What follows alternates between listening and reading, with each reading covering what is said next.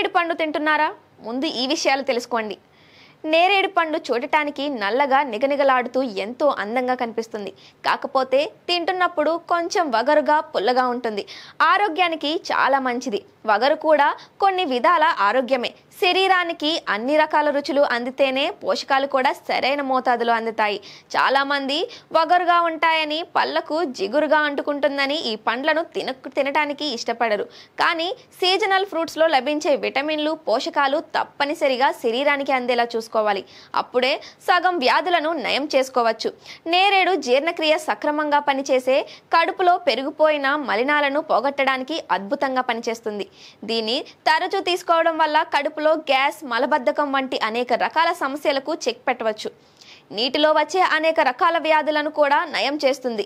నోటిపోత, దుర్వాసన, నోటిలో పుండ్లు వేసినట్లయితే ఈ పండు ద్వారా వీటిని తగ్గించుకోవచ్చు. ఈ నేరేడు పండు తింటున్నప్పుడు నోటిలో కొంచెం సేపు ఉంచుకున్నట్లయితే నోటిపోత సమస్యలు దూరం చేసుకోవచ్చు. దీన్ని తినడం వలన ఆకలి త్వరగా వేయడానికి అవకాశం ఉంటుంది.